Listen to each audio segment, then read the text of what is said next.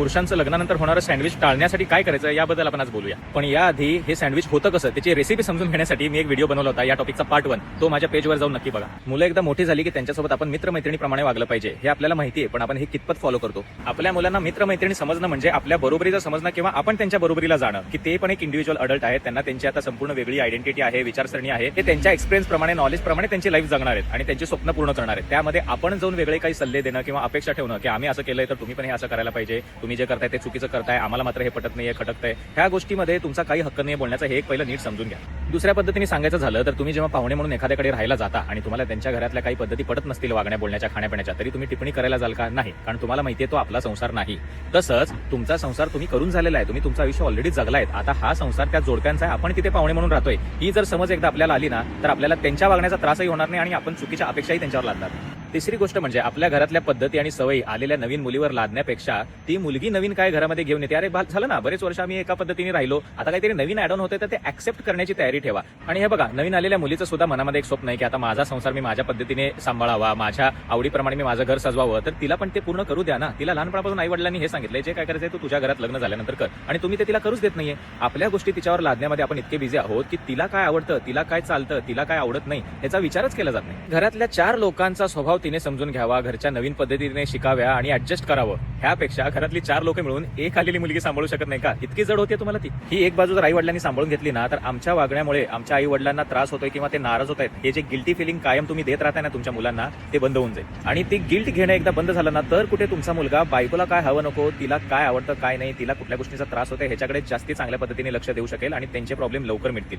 हे झालं वडीलधाऱ्या लोकांनी काय केलं पाहिजे, पण एक पुरुष म्हणून, एक पती म्हणून आपली काय जबाबदारी आहे जेणेकरून आपण सुद्धा हे सँडविच टाळू शकतो. सगळ्यात मोठा इश्यू म्हणजे पुरुषांचं घरात कमी पडणारं ऑब्झर्वेशन, ज्याबद्दल आपण पार्ट 1 मध्ये बोललोय. कारण हे नवरा बायको नव्याने एकमेकांना ओळखतायत, पूर्णपणे एकमेकांना ऍक्सेप्ट केलेलं नाहीये. त्यामुळे जेव्हा पत्नी पतीकडे येऊन काही गोष्टी सांगते तेव्हा त्या गोष्टी सगळ्याच इमिजिएटली त्या पतीला पटत नाहीत आणि ज्यांच्याबद्दल सांगते ते आई वडीलच आहेत ना, त्यांच्याकडे या दृष्टीने कधी बघितलेलंच नाही की ते पण असं काहीतरी चुकीचं वागू शकतात. त्यामुळे ती पचायला सुद्धा अवघड असते. इथं जसं आई वडिलांनी मित्राप्रमाणे वागलं पाहिजे आणि एक इंडिव्हिज्युअल अडल्ट हे समजून घेतलं पाहिजे ना, तसं तिथं मुलांनी सुद्धा आपले आई वडील हे एक इंडिव्हिज्युअल अडल्ट कपल आहे ह्या दृष्टीने त्यांच्याकडे बघायला सुरुवात केली पाहिजे, आई वडील म्हणून नाही. आई वडील आपले कधी चुकणार नाही हे आपलं ठाम मत आहे, पण जेव्हा आपण त्यांच्याकडे एक इंडिव्हिज्युअल अडल्ट जे आपल्या पत्नीशी कसं वागतात बोलतात या दृष्टीने ऑब्झर्व केलं तर तुम्हाला तो डिफरन्स कळून येईल आणि आपल्या पत्नीला होणारा त्रास लवकर समजून घेऊ शकू आपण, तिचं बोलणं आपल्याला लवकर पटेल आणि त्यामुळे त्यावर लवकर ऍक्शन घेतली जाईल गोष्टी जास्ती चिकळण्यापूर्वी.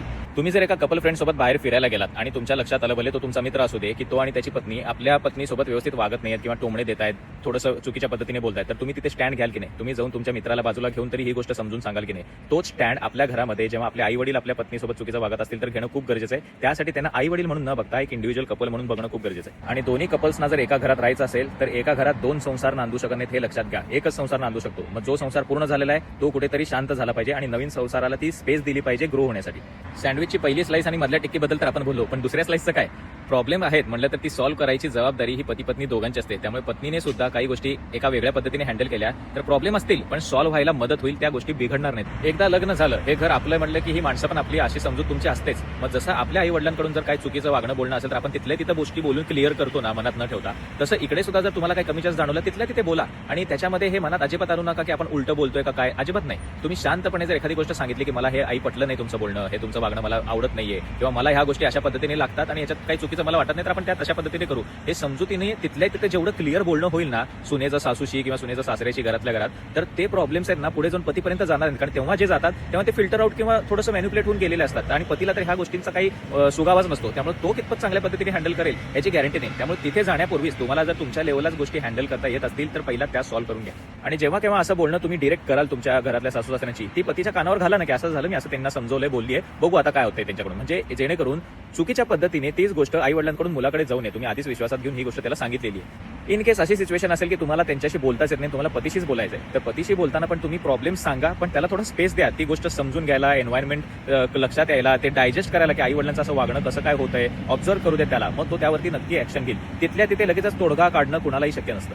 कारण कितीही झालं तरी आई वडिलांच्या तोंडावर जाऊन मुलगा हात ठेवू शकत नाही, त्यांच्या डोक्यात जाऊन त्यांचे विचार बदलू शकत नाही. काही गोष्टी त्याला सुद्धा नव्याने दिसत आहेत त्यांच्या वागण्या बोलण्यातल्या, ज्या त्याला पण सरप्राइझिंगली त्याच्या समोर आलेल्या आहेत, तर त्या हँडल करायच्या. जर त्याच्यासाठी पण तो नवीन अनुभव आहे आणि तुमच्यासाठी पण, तर तुम्ही दोघं मिळून एकत्रितपणे ऍज अ वन टीम ते जर काम केलं तर ते अख्ख्या घरासाठी खूप सोपं होऊन जातं. घर म्हटलं की जबाबदारी आली आणि जबाबदारी ही कधी एकट्याची नसते, ही घरातल्या सगळ्याच मेंबरची असते. त्यामुळे आज आपण जसं बोललो, ही प्रत्येकाने आपापली जबाबदारी ओळखून घेतली आणि ती व्यवस्थित सांभाळली ना, तर कधीही कुणाचाही घरामध्ये सँडविच होणार नाही. या सँडविचमध्ये अडकलेले असे तुमचे बरेच मित्र असतील, ज्यांना हा व्हिडिओ नक्की शेअर करा आणि पत्नी म्हणून पतीला तर आवर्जून पाठवा. भेटूया परत. धन्यवाद.